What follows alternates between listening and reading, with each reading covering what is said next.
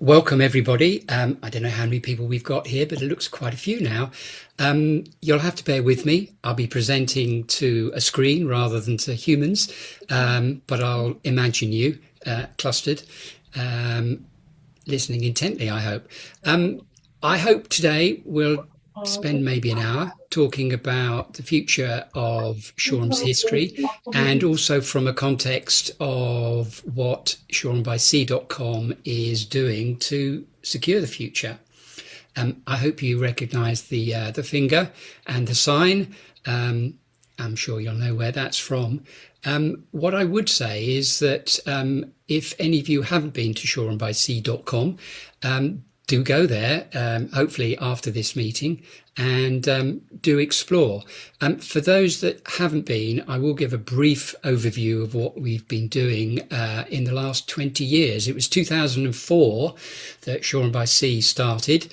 Initially, it was a very simple it was a community website, and in fact, if I can find a shot of it, when we originally started, it was this one here, which was started by a guy called Pete Farrington, who lived in Shoreham, and his objective was to build a community forum, a forum that was for everything and anything, beach dreams, chat about moving, history, all sorts of things, and we generated a lot of interest, mainly on a forum. So it was an old school bulletin board.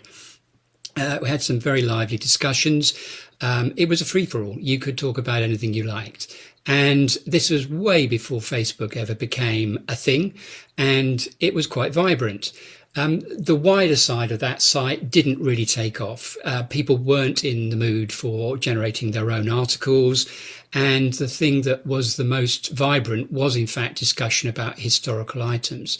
And so it wasn't long before myself and Roger Bateman spun off the forum to be a history portal in its own right and be focused just on the history of Shoreham. And that was probably around about 2006.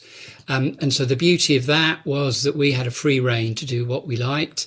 And that gave Roger the impetus to actually create some fantastic material. And I'll run through what we did.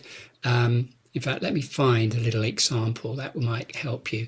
We've got lots of videos. I'm actually going to be showing you the website in its own right. And if I could explain what you're seeing now, this is the website, and it is effectively 9,000 odd photographs in galleries. It is, I think, 500 or 600 articles, and mostly, probably 90% of the articles are generated by Roger. Roger is a local historian who's put so much effort into this that, well, it's 20 years worth of work. And so it would be a slight disservice for me to abridge what he's done. So I'll tend to be giving you examples of things that I've done recently and show you the wherewithal of how we create things on shorehambyc.com. I'll go back to a page which is typified. One of the reasons that I quite like Shoreham is that my background is I was born and bred in Shoreham when I was 18, a few years ago now. I left and I haven't been back that often now, but this is almost my pet project to record something that is of meaningful future. And when I think about, and I will go back to this one photograph here, this is a postcard. And it was probably 1913 or around about, that was created by one of the most famous entrepreneurs of Shoreham, William Winton. He of the printing and photography fame, and many of the photographs that are in the archives, both at shorehambyc.com and in a number of other collections, are from William Winton or his wider extended family. And I think this is interesting in that it says Shoreham in the near future. And so this was his prediction, not too far from 1913. And it's interesting to think that he had the foresight to record everything, and we're indebted to him for the amount of effort he put into recording stuff. And so I think we could probably look to him and maybe Mr. Cheel as setting a legacy that we have to maintain. It's interesting what he predicted here. You can see this quite significant column here. There are 5 of those. They've disappeared from the townscape. We don't have them anymore. Likewise, we have the Crown and Anchor here with Tom Jones, the proprietor there, and what may be the forerunner of our Pirate, which was attached to the Crown and Anchor, because this is the same view today with our Pirate. A little bit of a change there. But I think it's important that we think about what legacy there is, in that we've now got the story of Shoreham, which was published in 1921 by Henry Cheel. Again, he had the foresight to record his researches. He was instrumental in starting the Marley pins in 1926, I think it was. And so I just admit another person. And so he had the foresight. And so I think now I'd hope that ShorehambySea.com is providing what would be the modern equivalent of Mr. Cheel's recordings. It always amuses me to see the reprinted version, 1978. They only had one job. They didn't change the interior, the content at all, but they did change the cover. And somebody had the bright idea of putting a picture of Shoreham on the front cover, except it's a picture of Stenning, which always amused me. But it dovetails into what I see as the landscape and where ShorehambySea.com fits.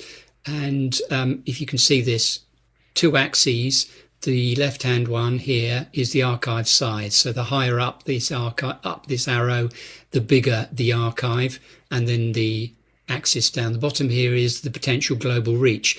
And so obviously the online activities, the online resources, they have a much better, much greater reach than, say, traditional. So if we've got printed reference books, say, like Mr. Cheel's book, it's got a limited reach, and it's limited by the size of the book. What I'm interested in is, and this is sort of influences how we've developed Shoreham by Sea, is that ShorehambySea.com has got a big reach. We have an awful lot of overseas people visiting the site, and we're trying to incorporate, if we can, private collections which don't have any reach whatsoever because they're private collections. But if we can give those the global reach, then I think we're achieving one of our objectives. The Marley pins is an interesting one. We have their library of, part of their library of imagery. We don't have artifacts, but we have imagery. And that makes us more a shop window for the Marley pins, who don't necessarily have the reach that an online resource would have. And so whilst the Marley pins is open during the summer, it has limited access, and obviously it has a bigger archive in the warehouse, so you don't necessarily have access to it. One of the themes of ShorehambySea.com is that everything is online. We've got nothing held back. It's all accessible, and it's all accessible to anybody in the world, free, and that's 24/7. So I think that's valuable. I've put Facebook group in there.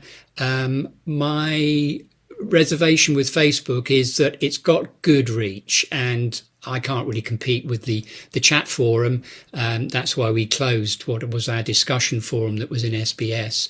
The Facebook groups are very vibrant, got a very good reach, but they have their disadvantages. Facebook, in my view, fails in that it's not got particularly good search systems, and anything that's current for the first 2 or 3 days that it's posted will soon become less current, and it falls down the waist, and you don't get, for instance, if you should post a photograph, well, you'll get a lot of responses in the first few days, but 2 weeks later, if you post an addendum to that, or you make a comment, most people don't see it. You certainly don't get a response. And so the dialogue, the discussion falls by the wayside. And so I think from that point of view, the reach has gone. So if I should post something 3 or 4 weeks ago, it'll be forgotten. and if you try and find it, you'll have to use the search system. So for local history, the Facebook group is immediate, but not great as an archive. And so that's where I think SBS works in parallel with the Facebook group, because Facebook groups get the discussion, and then you can link back to the original material, which you can find on shorehambyc.com. We've then got internet sources, so a Google, and nowadays AI. Now, my worry about that is that it's not as focused, and you're reliant on the ability to search, and Google searching requires the user to be adept at using Google. And even worse, if you have AI, that decides on what it's going to show you, and it's not necessarily giving you what you want. It gives you what it thinks you want, which is a different thing. And I do worry about that. We'll talk about AI in a little time.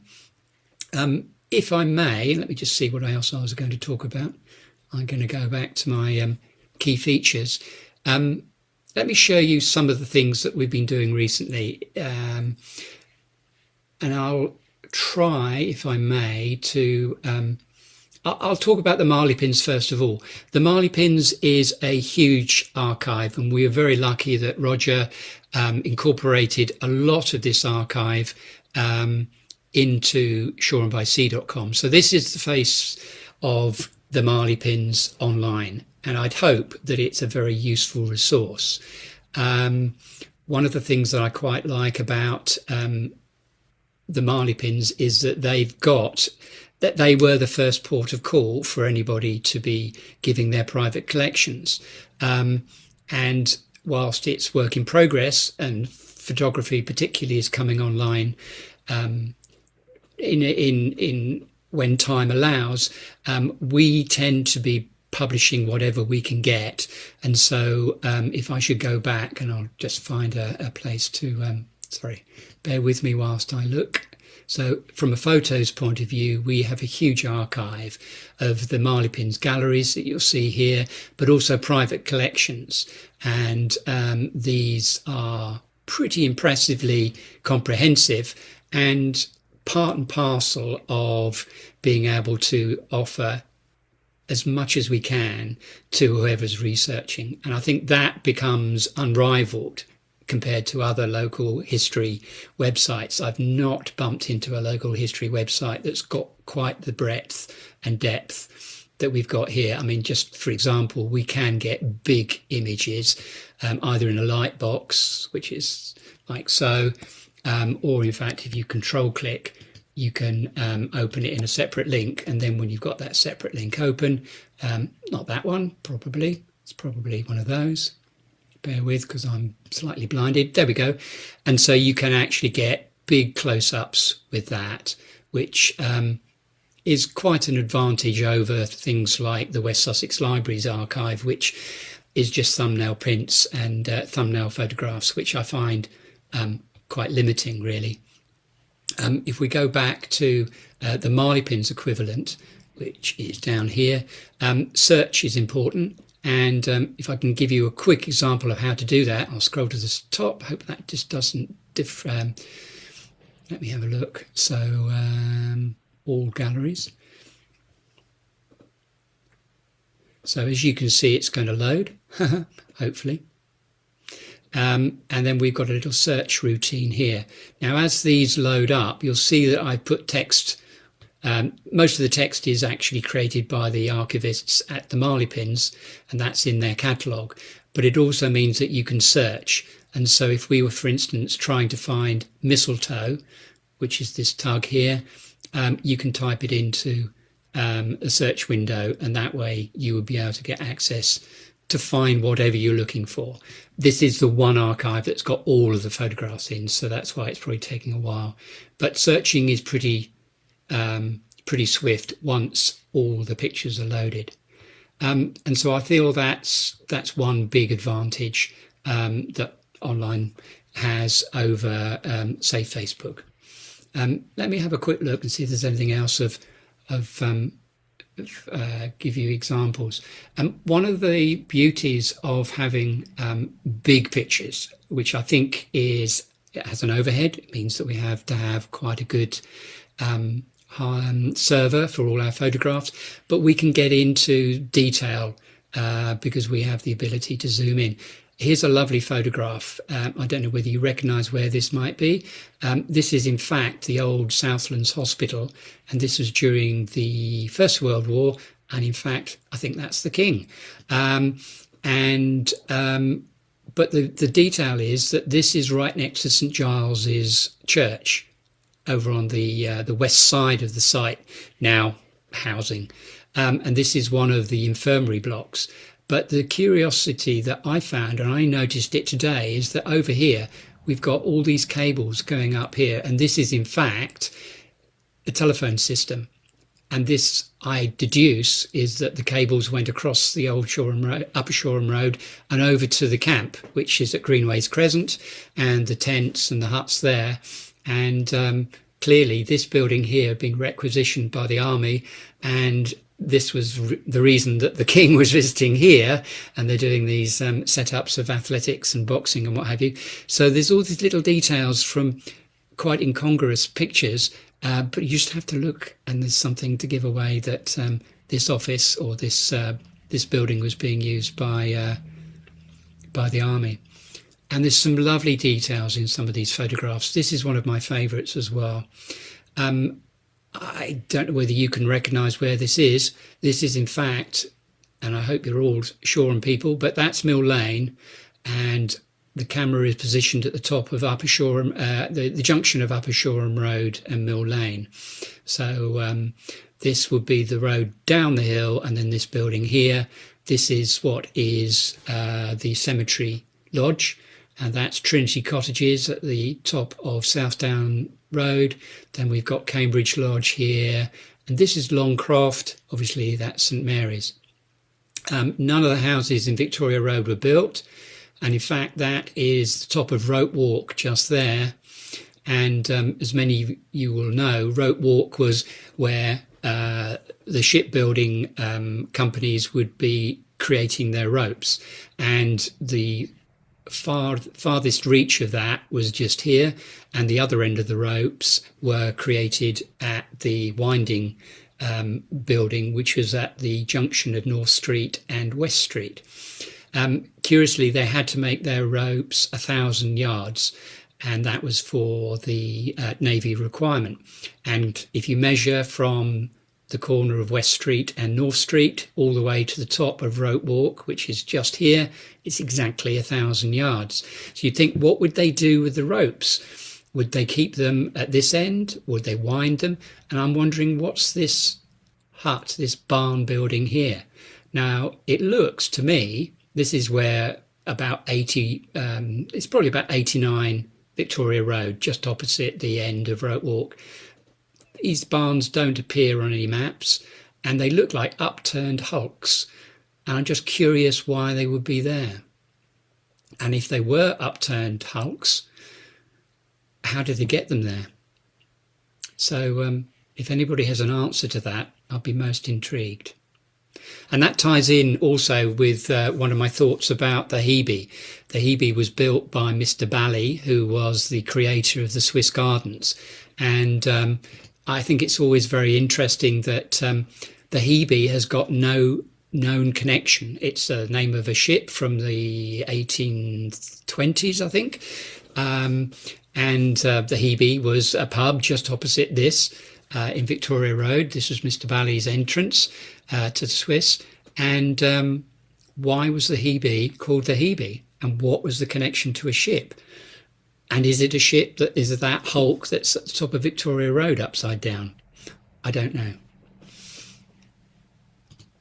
One of the other interesting finds that we've had very recently, which, if I may, I'll go through, is the Buckingham Book. This is a wonderful thing that was by a very tortuous route coming to shorehambysea.com. This is a huge scrapbook. It was written or compiled in the 1890s by the family that owned, they tenanted Buckingham House, the ruined Buckingham House, but in those days a palatial house, the biggest house in Shoreham. Here you see it's this is the family, and we have up to 70 odd scans of the close-ups of these. The book was in the possession of the family until the 1980s. And at one point, the descendant of the family tore the album in two, gave one half to the Marley Pins and the other to go out into an auction. And it was lost for quite some time. The second half, the one that went to auction, was later recovered by a local man, and that is now made available to us.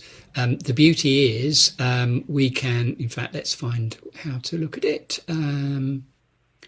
Bear with as I find it here. So this is the close-ups. Obviously, this is Buckingham House in 1904. This is what it looks like now. And this is the family. The pictures are colourised in this case, but they were black and white. And this was 1898. And the head of the family, Mr. Head, his wife in mourning, Hester, and his daughter here, Hester. Hester was the one that compiled the scrapbook, and her brothers, two here. I think this is Alban, and I think this is Bernard, and I think this is their governess. This is just a wonderful story that comes about from viewing the album, and I would just ask that if you wanted to go and have a look at the album, all the close-ups are on here for you to have a quick look at. And I've done my best to identify the characters, but I'd like some help because they are not labelled, and whilst I can deduce who they are, it's very difficult to, over a period of some years that these photographs were taken, to work out exactly who's who. They were entertainers at the big house. I mean, for instance, this one, is this Lancing College in the background? Is it Charterhouse? It's very difficult to trace who's who. So I'd like some help, if you wouldn't mind going to the website and maybe put some comments in, if you can be the detective and work out who is who.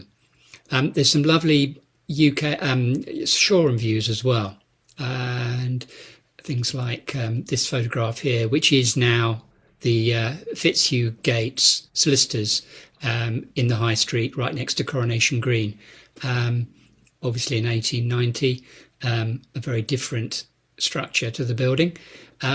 Lots of interesting social history here as well, and as well as some unique views from a bygone age. Hester was also quite an artist. This one's beautiful in that it's from the gate, or from the front door of Buckingham House, and in the background through what was at their time their land, but now is Buckingham Park. Those four chimneys are of one of the infirmary blocks of Southlands Hospital. So there's plenty of little snippets of life, as well as views that we may even be able to emulate today. This is Lee's Barn, right up above the bypass, and then we've got some of Lancing Clump, and Freshcombe Lodge and places like that. So yes, please do go and visit. I'd love to have some help, really, identifying some of these. Just this week I've been contacted by one of the descendants of the Head family, who was very keen to find more information about this album, but he also has 7 other albums created by Hester, which he's scanning as well. So it looks like our online offer here, that is often showing up in search engines, gets a wider reach, and then people come out of the woodwork and say, oh, I have something else to contribute. So that's what I love about being online, is that things come in from an awful lot of different sources. Peter Kefford, who some of you may know because he had a booklet published, which was in the library for some while, has republished it, and it's probably at the bottom here. So he's got this book here, which we've just digitized and put onto the website. This is free to view. It's a beautifully meticulous book. And I would say, if you get the opportunity, this is the perfect attachment to the story of the Head family, which is in the Buckingham album. So yes, do have a look at that if you can. Another story, which, if I may just touch on, which is a very sad story, and again, this came about from a chance comment on one of the forums. We were contacted by an archivist for the West Nova Scotia Regiment in Canada, and they had a record of a very sad affair that happened down in Erringham on the River Ada in 1942. Around this time of the year, a very cold January 1942. Sadly, 7 Canadian soldiers were drowned, and I lived in Shoreham for 20 years. I'd never heard of this. And I think it's rather sad that there is no memorial to these men. There is no official record in Shoreham, as I'm aware of. And it seems rather sad that we seem to have a lot of civic pride in putting up statues and sculptures which don't necessarily have anything to do with Shoreham, and yet these guys aren't recorded. And wouldn't it be wonderful if we had a memorial to the story of these guys? I mean, in a nutshell, it was very sad. They were billeted in Worthing and possibly at the grammar school during 1941 and 42.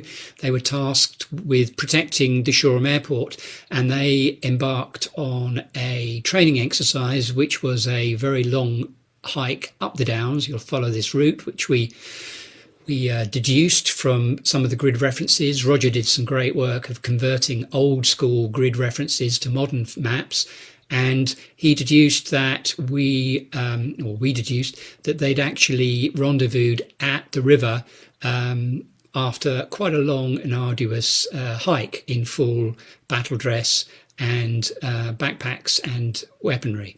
They then got to this part of the river. Again, the river was very cold, and it was by that time a strong current. They were given a boat. This was dumped in advance on the bank, and their task was to cross the river in what's called a Goatley boat. It's fabric but with a wooden frame. So there were 9 of them in this boat, and their exercise was to go across the river. And I'll show you what the river looks like now. Bear with while I press a button. This is crossing the railway, so this was the Downs link, and they were then approaching in full battle dress with carrying this boat. What they didn't know was the other part of the regiment were laying in wait to do a training ambush, and they were hidden on the other side of the bank, you can see there. So we're looking towards Lancing College here. The tide is out when I did this filming, but you can see that you can't wade out of that. It was very slippy. Unfortunately, when they did their ford, and when they got in their boat, the tide was very high and the current was very strong. And as they got halfway across, the ambushing team sent thunder flashes over into the boat. That startled, and panic ensued, and the boat was holed either by a boot or by a gun butt, and a number of the men fell in the river and they drowned. It was such a strong current that within a few minutes, despite the ambushing team wading in and trying to rescue, 6 of the men drowned, and it was a tragedy. A 7th man died in hospital a month later. And so wouldn't it be fitting that we could have a memorial on this part of the towpath, I think that's worth something. That's worth a campaign. So again, if anybody wants to pick that up, and maybe it wouldn't be expensive, would it, to create a memorial to these men that died at that time. I'm aware of time, so I'm going to move on to maybe one of the other projects that we're doing at the moment. This is something that I'm particularly proud of. We have got a mapping project here, which I hope will dovetail with the extensive galleries we've got. So all the Marley Pins galleries are here, and so you can actually zoom in, interact, and then click on any. So if we, for instance, wanted to see photographs around about the high street, there are a lot. So you just click on that one there, and it shows you there's a picture of the star, and then you've got well, that's one of the cadets coming up what was where Coronation Green is, and then we move along and we'll probably see there's another one there. You click on it and it'll show you the full-size photograph, and obviously any links to it about the data. This is a work in progress, so we'd like some volunteers if that could be possible. It doesn't take a lot of effort, but I think if we have more people, it would make it easier, because as and when we get new collections, it's lovely to be able to add those collections almost immediately to the map, because the interactivity means well, it's just a bit more it's a bit more visual, and it's easier than searching through galleries. We've got paintings on there as well. It's amazing how often the same viewpoint is used throughout the ages, so it's quite good from a comparison point of view. I hope you can see all those. All the paintings are, for instance, available directly through the menu system. And likewise, we've got articles as well. So if you wanted to see things like the, well, let me have a look and see if what's here. So there's an article here about St Wilfrid's, and you click on it and it'll take you to an article about St Wilfrid's. So it's moderately interactive, and I think it's leveraging the power of the internet or other online resources. So that's one of the things I'm quite proud of, and it's one of our things to do. Well, let me think what else we've done that's valuable. I quite like this. It's 360. One of the projects I think we could do next year, maybe, or if we get enough volunteers, is to maybe 360 map certain parts of significant buildings, so internals and externals. Now, 360s are a simple camera on a tripod, and it gives you full interactivity like that, and you can zoom out and you can look down and you can scrutinize, and I've got the equivalent for each of the views from the tower. So I'll click on that one, and that's that view. And obviously the beauty of this is that if we get permission, we can do it regularly. I'm not necessarily saying we go up the top of the tower every year, but wouldn't that be wonderful? Because one of the wonderful things about the archive is that, here we go, let me see what I've got. I'm sure I pre-arranged it somewhere. So we have photographs from every viewpoint from the top of St Mary's, but wouldn't it be wonderful to have that equivalent every year of some of our important buildings? Winton did this. I think this is a Winton photograph. This was 1924. And isn't it wonderful to be able to see that they thought, yes, one, we can commercially sell postcards taken from the viewpoint, but the beauty is that they are almost always taken from exactly the same viewpoint. I've analysed them over the years, and you can see that they always sat in the same corner, and the only difference when you work out the parallax is that effectively they put it on a slightly higher tripod, or you could work out that the photographer was a slightly shorter person than I was when I took the photograph in 1985. Sadly, the the tower isn't open to the public anymore, but we managed to get up there quite recently. This is a couple of years ago, but it does mean that you get the opportunity to compare, as we have here, then and now. So that's 1924 and then 100 years later.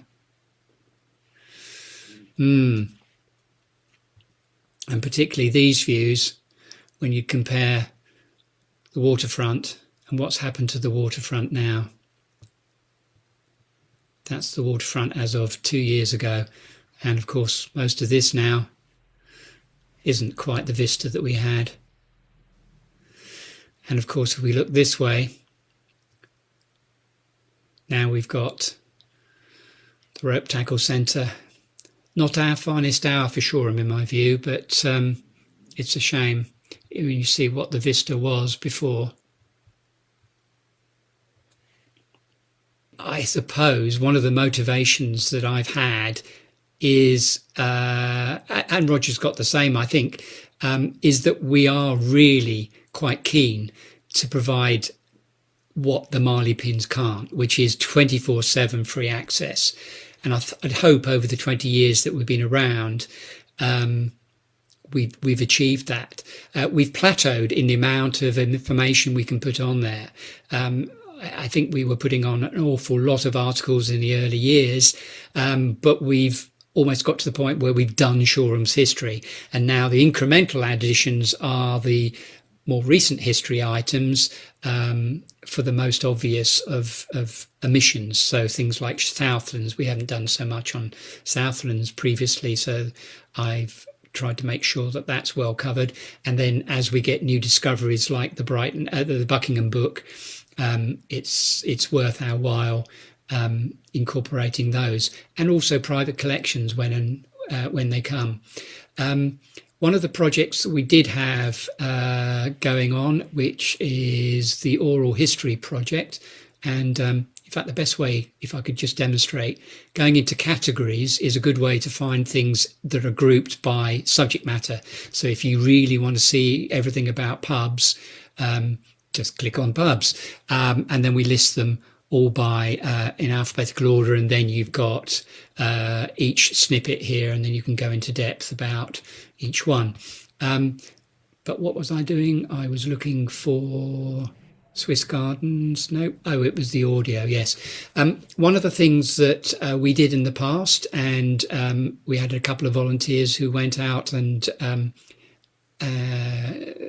interviewed people of significance, and that normally meant people who've got good memories, and recorded their audio, and in occasions with video as well.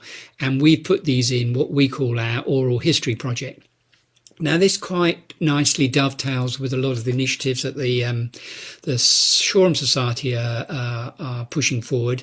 And so I think these are valuable. These, I think, have got some significant social history value. And particularly as many of these ones that we've got were published some 10, 15 years ago. And unfortunately, the contributors have now passed.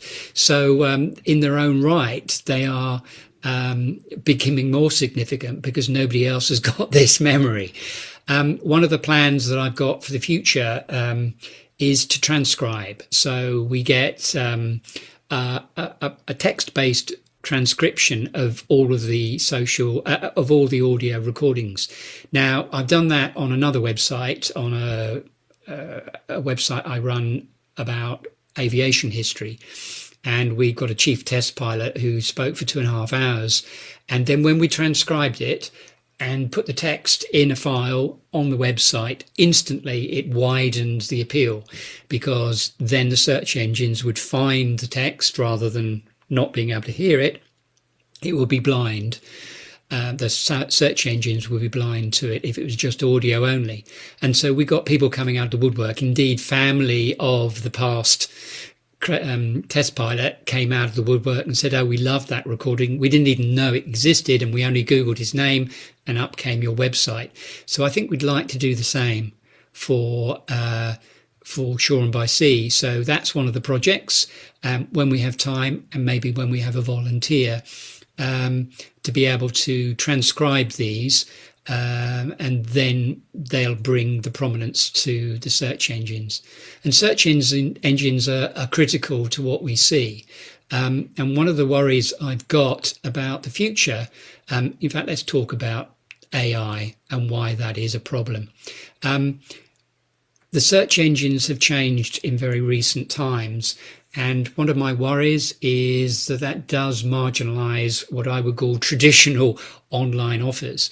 AI is wonderful for some things. Now, let me show you this. This is all AI, and I'm sure you've seen equivalents. So technically, it's correct. That is Hove Town Hall. That is the lawns at Hove. And if you see in the background, that is exactly what Hove railway station looked like. But everything, the people, the carriages, the movement, is fake. And so we can't rely on it. And so whilst AI is, it's the future of local history, it doesn't tell us anything that we wouldn't have got from a still photograph. And the still photographs are what the AI ingested. And so whilst I love the idea of bringing new, exciting, vibrant, colourful, animated imagery, it's not adding to our local history knowledge. And if they start making stuff up, well, that doesn't add to local history. There's no point in having local history that's not reliable. And so one of my concerns is that we see the exciting stuff, but we don't see how it's messing with everything else. And particularly in the case of, let me think what would be the good example. Well, let me take you back to one of the things that we were talking about, which was Southlands. In fact, let me find the Southlands page, because it's moderately comprehensive, and I seem to remember doing it. So I'll go back to this page here. We go to there, Southlands Hospital. If you should Google the word Southlands Hospital, origin of the name, what do you think comes up? Well, if you'd done that probably 3 or 4 months ago, it would have told you that the origin of Southlands Hospital, the name is because the name was Southlands Guardian, and in 1918 that was the name given by the military and the soldiers to the hospital, which was to the south of the huge encampment at Shoreham, at Greenways, at Buckingham Park, to the north of Buckingham Park, and all the way to Mill Hill. So that was pretty well documented in Wikipedia, on our website, and fine, that's pretty well reliable. However, AI came along, and it wasn't long, probably about a year ago, that everything that was on shorehambysea.com had been copied into the AI model. And so if you typed in certain things about Shoreham, the AI would return you stuff and tell you definitively with great confidence that it was this and this and this, and it's stolen it from our website.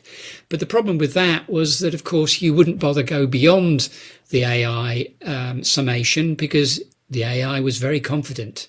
It was, and one of the things AI likes to be is confident. It likes to be a crowd pleaser, so it'll tell you what it thinks you want to hear without actually having any veracity to what it says.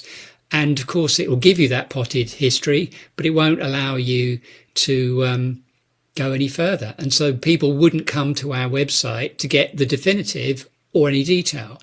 And a lot of other sites, not necessarily local history sites, have also had that problem, that they're not getting the hits that they would have done because people stop after reading the AI. However, about 2 months ago, if you typed in that example I gave you, which was, sorry, I'll find you something meaningful to look at. There was an issue. What was it? I asked it the question again.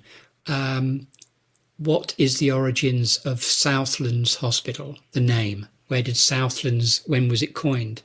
And AI came up with a completely different answer. And the different answer was based on an article that I manufactured and made up completely. It was total fiction, and it said that the name came from Southlanders, and that it was something to do with the fishermen who used the southern lands, as their identification when they're coming into the harbour, and from then it became common parlance, and the trustees of Southlands decided to be calling themselves the Southernlanders, and then they abridged it to Southland. So complete fabrication. Within 2 days of me making that bogus article, AI had picked it up, and then that became the definitive. And so it changes history. So a bogus article then is picked up by AI. It's given the provenance by AI saying, this is how it is. It ignores the original article, and then somebody copies it and then puts it on their website or uses it in a book. And suddenly, unfortunately, local history isn't local anymore. Isn't reliable anymore. And that really worries me, that we have lost local reliability now, in that every time we go on and we Google something, is it real or is it AI's estimate of what was real? And I think that's a bad thing, because I think the toxic pool that is created by inaccurate and unreliable evidence just gets regurgitated every 2 months by AI, and then we don't have reliability of knowing whether the provenance is made up by AI, because AI always likes to be pleasing. And until that gets addressed, we can't. The genie's out of the bottle. They've done their trawl. So there is a place, and I think this does occur. There is a search engine which will only search on archives made prior to 2024. Because AI hadn't scrolled, hadn't scraped all the data by that time. I'm aware that we're 6 minutes from the end, or the scheduled time. I mean, we can overrun if we need, but I wonder if there are any questions, particularly about whether you could help us, because I'm keen to widen the burden. It's not a burden, but widen the curators of shorehambysea.com, because it's big. It's a very big archive, and there's lots of lovely things to do, and some are quite pleasant and they're entertaining and they're involving, but there are other bits which are more techie, and it would be lovely to have somebody who thinks, oh, I'm great at WordPress. I wouldn't mind doing some tinkering under the hood to make the archive work and be more efficient and easier to search, and all the other things that web designers like to do. I'm not a web designer, I'm just a web user, but I do know how to use WordPress. But it'd be great to spread that load. Thank you very much for that, Paul. So are there any questions out there? It'd be nice to see a face, some of which I might recognise. Paul, hi, it's Gerard Rosenberg here from the Shoreham Society. I just wondered, have you approached any of the local colleges, their computer science people and so on, because I used to run the Southern Screen Commission years ago, and I got a number of people from Brighton University to get involved in the IT technical side of the work that we were doing, and so students were doing projects that were helping them with their degree course and everything else, and were also helping us. Yes. I don't live in Sussex anymore, but yes, that's a really good idea. If I were to say who is the ideal person, I'm stereotyping, but it's somebody who has a passion for history first, because that's the reason I do it, and maybe technical ability second. The technical ability isn't the critical bit, because the website works. It's fine. We just need somebody to be so enthusiastic about the local history that they don't mind having a little bit of understanding of how WordPress is the format, is the platform on which the whole site is built. And that's the most popular web platform in the world. I think somebody said 60% of the world's internet is based on WordPress websites. So it's not a tall order to find somebody that's experienced to the point of comfortable. They don't have to be adept. They just need to be comfortable using it. Well, I mean, more widely, and this is more about the future, because I know that, in the days when the Marley Pins was created, they had a plan to be here in 100 years. And they are. And that's wonderful. And that's because they presumably got the Sussex Archaeological Society behind them, which I don't think is going anywhere. That, not going anywhere is going to be here in another 50, 60 years. I'd hope that Shoreham by Sea can be there in 50 or 60 years in whatever form online archives are. But we need to think about the future, and that means spreading our load so that we have almost an organisation behind it. Because at the moment it's myself and Roger and a couple of what I would call occasional contributors. And I would like either to have a few more contributors who we could say, well, when we retire, can you take it on? Or we look at an organisation that could take it on. But I've sort of done a whistle-stop tour of what Shoreham by Sea is about. But it's huge, and I would urge you to have a brief look, and then hopefully you'll get entranced and delve further and further in. Paul, can I just say how blown away I am by the work that you have done, the three of you or four of you, over the last 20 years. And it is just massive and unique. And we mustn't allow that to be lost. So I just want to say congratulations and hats off to you, because it's an amazing repository of fabulous stories over how many years about Shoreham. It's a small town and you have enhanced it immeasurably. And I think it's really hats off to all of you. It's amazing. Well, thank you, Gerard. A lot of that thanks has to go to Roger. He has put so much into this. As I say, 90% of the articles are his. And yeah, he could have published it in a book. But I think this way, the reach is huge. And that's why I think it works so well for the modern age. Well, I think at this point we'd be doing a round of applause. Thank you very much, Paul. So this has been a talk by Paul Osborne from the shorehambysea.com website.